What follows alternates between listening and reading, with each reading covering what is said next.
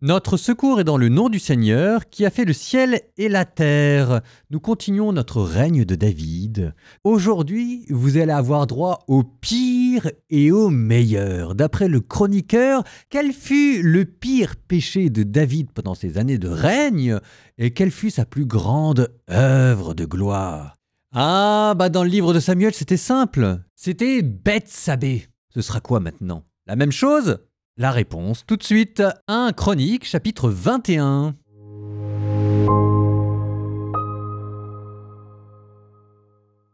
Satan se dressa contre Israël et il incita David à dénombrer Israël. David dit à Joab et au chef du peuple: « Allez compter les gens d'Israël de Beersheba à Dan, puis revenez m'en faire connaître le chiffre. » Joab répondit: « Que le Seigneur fasse grandir son peuple 100 fois plus, mais Seigneur le roi, tous ne sont-ils pas les serviteurs de mon Seigneur? Pourquoi mon Seigneur fait-il cette enquête? Pourquoi Israël deviendrait-il coupable? » Mais l'ordre du roi s'imposa à Joab. Joab partit donc. Il parcourut tout Israël puis revint à Jérusalem. Joab remit à David les chiffres du recensement du peuple. Israël en tout comptait 1100 000 hommes sachant tirer l'épée et Juda 470 000 hommes sachant tirer l'épée. Mais parmi eux, il n'avait recensé ni Lévi, ni Benjamin, parce que l'ordre du roi avait paru abominable à Joab. Cette affaire déplut à Dieu, et il frappa Israël. David dit alors à Dieu: « C'est un grand péché que j'ai commis en faisant cela. Maintenant, daigne passer sur la faute de ton serviteur, car je me suis vraiment conduit comme un insensé. » Alors le Seigneur adressa la parole à Gad, qui était le voyant attaché à David. « Va dire à David: ainsi parle le Seigneur, je te propose 3 choses. Choisis l'une d'entre elles, et je te l'infligerai. » Gad se rendit alors chez David et lui dit: « Ainsi parle le Seigneur.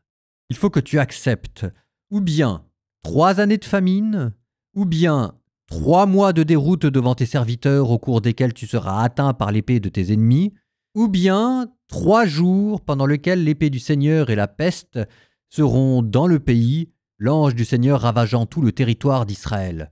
Maintenant, à toi de voir ce que je dois répondre à celui qui m'a envoyé. » David répondit au prophète Gad: « Je suis dans une grande angoisse. Eh bien, que je tombe entre les mains du Seigneur, car sa compassion est immense, mais que je ne tombe pas entre les mains des hommes. » Le Seigneur envoya donc la peste en Israël, et 70 000 hommes d'Israël tombèrent. Puis Dieu envoya l'ange vers Jérusalem pour l'exterminer. Mais au moment d'exterminer, le Seigneur regarda et il renonça à ce mal. Il dit à l'ange exterminateur: « Assez, maintenant retire ta main. » L'ange du Seigneur se tenait alors près de l'aire à grains d'Ornan le Jébuséen. Levant les yeux, David vit l'ange du Seigneur qui se tenait entre terre et ciel, l'épée dégainée à la main tendue contre Jérusalem. Alors David et les anciens, revêtus de toile à sac, tombèrent face contre terre. David dit à Dieu: « N'est-ce pas moi qui ai ordonné de dénombrer le peuple? N'est-ce pas moi qui ai péché et fait le mal? Mais ceux-là, le troupeau, qu'ont-ils fait? Seigneur mon Dieu, que ta main s'apesantisse donc sur moi et sur la maison de mon père, mais que ton peuple échappe au fléau. » L'ange du Seigneur dit alors à Gad que David monte et qu'il élève un autel au Seigneur sur l'aire d'Ornan le Jébuséen. David monta donc selon la parole que Gad lui avait dite au nom du Seigneur. Ornan était en train de battre le blé. S'étant retourné, il avait vu l'ange et s'était caché avec ses 4 fils. Lorsque David se rendit auprès de lui, Ornan regarda et aperçut David. Puis il sortit de l'aire et se prosterna devant David face contre terre. David dit alors à Ornan: « Cède-moi l'emplacement de cette aire, afin que j'y construise un autel pour le Seigneur.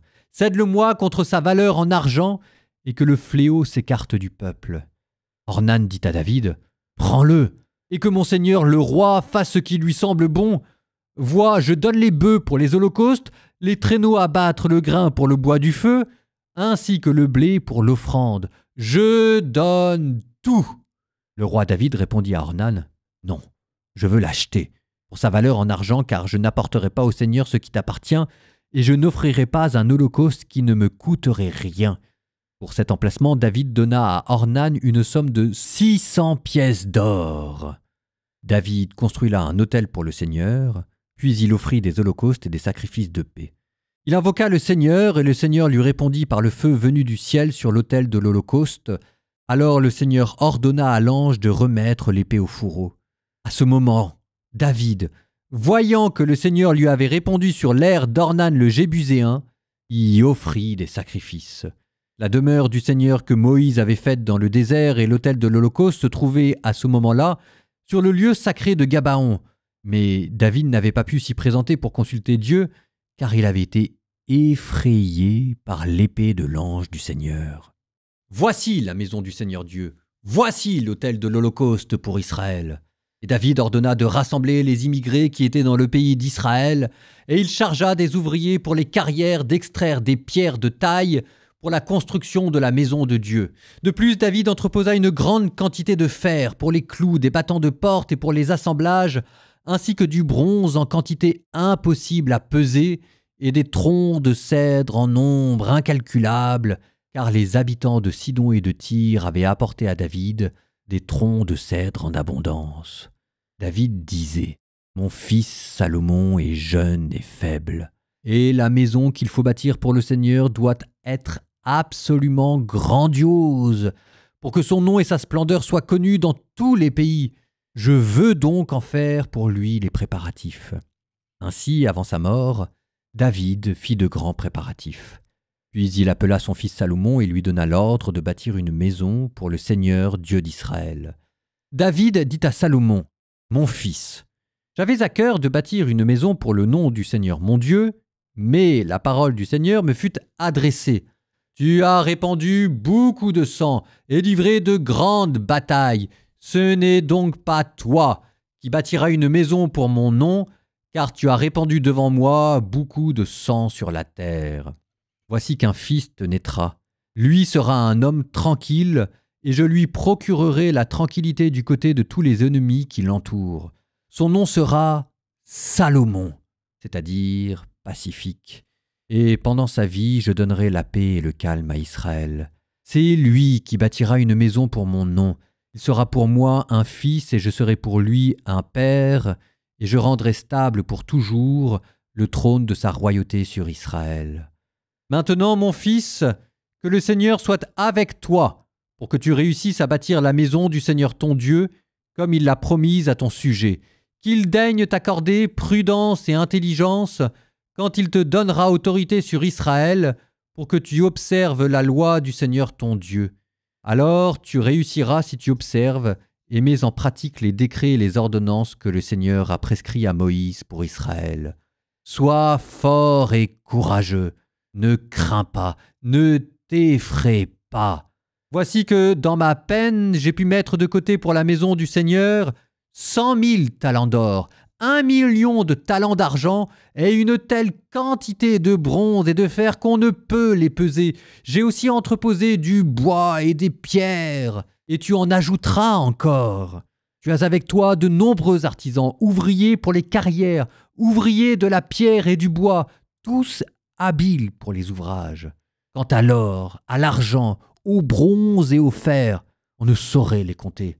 Lève-toi, au travail, et que le Seigneur soit avec toi. » Alors David donna ordre à tous les princes d'Israël de prêter main forte à son fils Salomon. « Le Seigneur votre Dieu n'est-il pas avec vous ?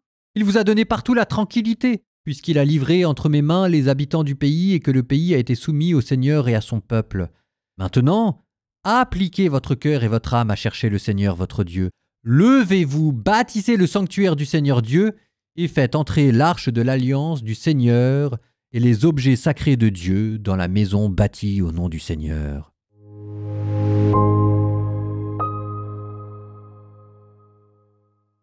Donc, c'était quoi le pire de ce qu'a fait David pendant son règne ? Eh ben, c'était pas Bethsabée, c'était le recensement. Ah bah c'est sûr que ça perd en puissance mélodramatique, mais qu'est-ce que vous voulez que je vous dise moi ? Quand vous revenez d'un exil, il y a des choses qui vous intéressent et il y a des choses qui vous intéressent plus. Et les histoires de coucherie, ça vous intéresse plus. Alors je vous connais, vous allez me dire très bien, peut-être que ça ne nous intéresse plus. C'est pas pour autant que le recensement ça va nous intéresser. Il Il faut comprendre ce qu'il y a derrière. La figure du roi dans le livre des Chroniques, c'est celui qui rassemble son peuple. Et il y a une manière de le rassembler pour de belles choses, ça s'appelle la liturgie, et il y a une manière de le rassembler qui est hautement problématique, et c'est pour partir à la guerre. Et ça, c'est le recensement. Parce que si David y recense les personnes, c'est pas pour le plaisir, c'est pas une enquête INSEE, c'est pour savoir quelle va être la taille de son armée. Ce qui d'ailleurs est une manière de partir à la guerre qui consiste à s'appuyer sur la force humaine et non plus sur Dieu. Donc c'est problématique dans tous les sens. Vous notez que ici, le recensement est attribué à Satan.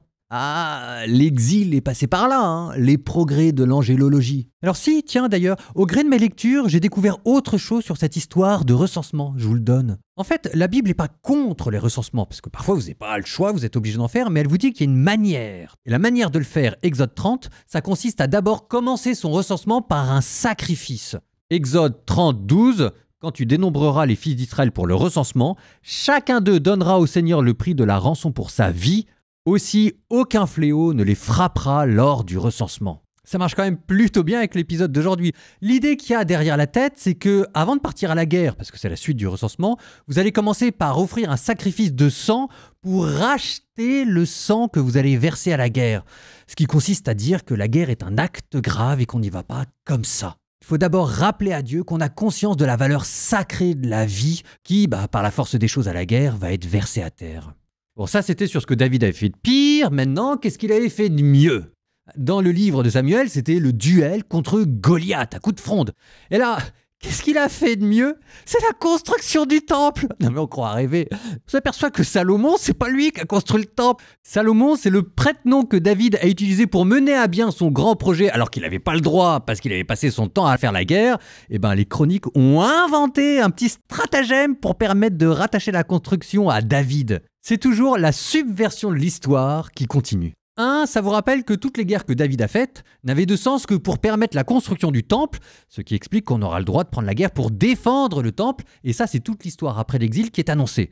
Et de deux, le fait de reporter ça une génération avant, c'est pas Salomon mais c'est David qui commence la construction, il y a un côté assez génial. Il y a une énorme subversion ici. La construction du temple a pris le pas sur l'alliance davidique. C'est pour lui construire un temple que Dieu va lui donner un fils. Et c'est pas dans l'autre sens. Je sais pas si tout le monde a vu la subversion, mais enfin je vous laisse méditer ici. C'est un retournement entier de toute l'alliance davidique qui est ici proposée. Proverbe 18, 1, 5. Qui reste en marge n'en fait qu'à sa tête. Tout bon conseil l'exaspère. L'insensé n'a pas envie de réfléchir, mais seulement d'étaler ses idées. Quand le méchant arrive, arrive aussi le mépris et avec les affronts, le déshonneur. Ô profondes les paroles de l'homme, torrent jaillissant la source de la sagesse. Inadmissible de réhabiliter un coupable en privant le juste de son droit.